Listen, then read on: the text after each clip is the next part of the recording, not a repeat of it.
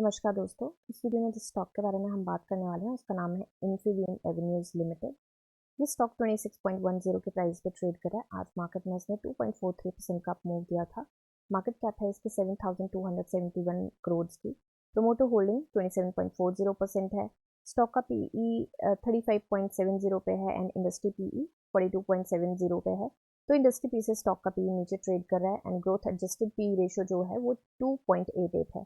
Stock का dividend yield 0.19% है and face value 1 है।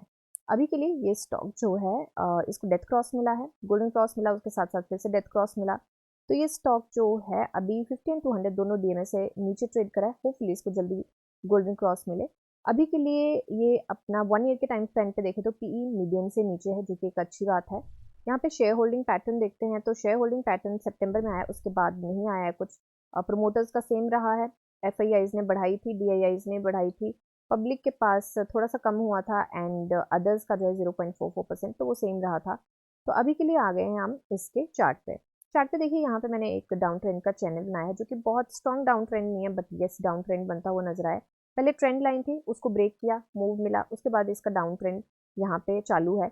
तो अभी के लिए अगर देखें तो ये रिवर्सल का पॉइंट मुझे लगता है कि बनता हुआ नजर आ रहा है। हो सकता है थोड़ा सा इसके नीचे आए, टेस्ट करे और उसके बाद जाए, बट यहाँ पे स्विंग का मौका मुझे बनता हुआ नजर आ रहा है, क्योंकि आरएसआई ने भी मुंह अपना थोड़ा सा ऊपर की साइड कर लिया है। बट यस, आरएसआई के पास जहाँ पे आरएसआई इस पॉइंट पे है, यहाँ पे थोड़ा सा रेजिस्टेंस भी है, तो हो सकता है कि फिर से टेस्ट करने नीचे आए।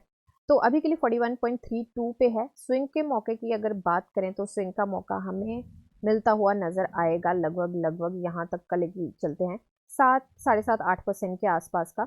बट साथ के साथ, और ये स्विंग के मौके की मैं बात कर रही हूँ कि 10 जनवरी 15 जनवरी के आसपास की। बट यहाँ पे एक चीज़ और है नोटिस करने वाली, वो है ये रेंज। तो ये रेंज काफ़ी स्ट्रांग है एंड इस रेंज में स्टॉक एंटर करने की कोशिश करे, पहले भी एंटर किया है एंड उसके बाद मूव मिला है। तो ये एंटर करने की कोशिश करे तो यहाँ पे दो तीन चीज़ें हैं। तो सबसे पहले जो चीज़ है नोटिस करने वाली, वो सबसे पहले ये है कि अपने सपोर्ट 1 के आसपास है एंड वहां से रिवर्सल लेके गया है आज। दूसरा, पिवट से नीचे है। तीसरा, ये रेंज में एंटर करने की कोशिश कर रहा है। अब रेंज को मैं एक बार थोड़ा सा हाईलाइट कर देती हूँ। तो ये रेंज में एंटर करने की कोशिश कर रहा है, यहाँ पे देखिए ये रेंज में एंटर करने की कोशिश कर रहा है। और चौथा जो है वो है कि यहाँ पे इसका एक डाउन ट्रेंड का चैनल बना हुआ है। तो काफी सारी चीजें हैं यहाँ पे ध्यान देने वाली।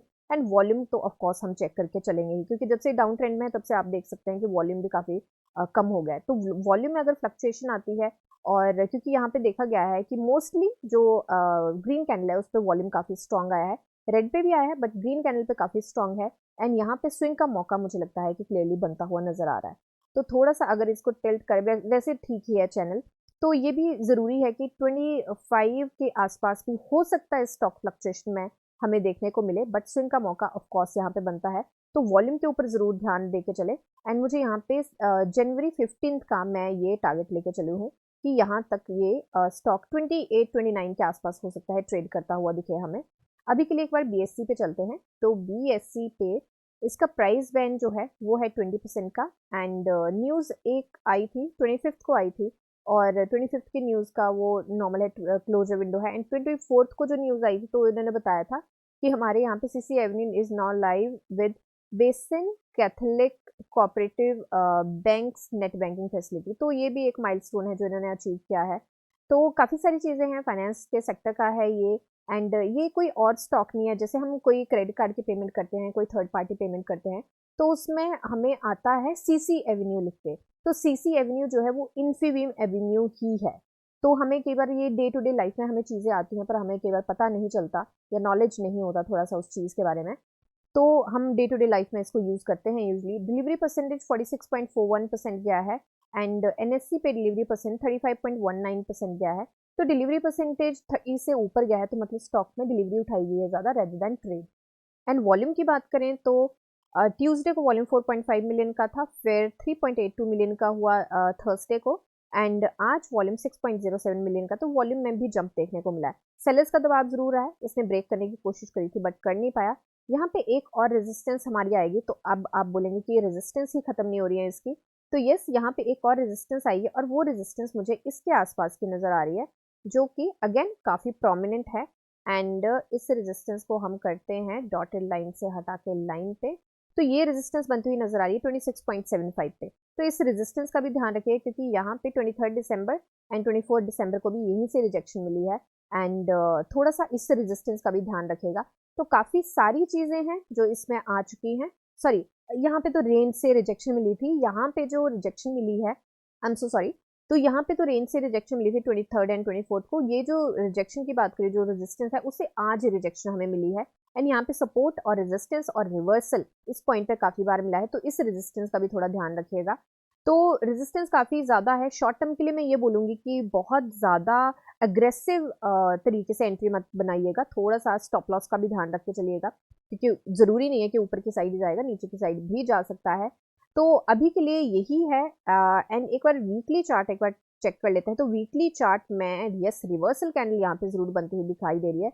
यहाँ पे लॉन्ग लेगेड डॉजी बना है, तो रिवर्सल यहाँ से संभावना काफ़ी ज़्यादा बनती है। तो यस, प्रॉबेबली यहाँ पे हमें स्विंग का मौका यहाँ पे मिलता हुआ दिख रहा है। तो अभी के लिए यही एनालिसिस है। लॉन्ग टर्म के अभी हम टारगेट नहीं लेके चले हैं, थोड़ा सा क्वार्टर रिजल्ट आ जाए, बट टेंटेटिव अगर लॉन्ग टर्म के टारगेट लेके चले, जो कि मैं अभी बोलूँगी कि बहुत ज़्यादा प्रॉमिसिंग नहीं है, एक बार रिजल्ट एंड एवरीथिंग, तो टेंटेटिव अगर हम लेके चले तो मुझे लगता है कि ये यहाँ तक घूम सकता है, 36 के आसपास, 36-37 के आसपास घूम सकता है।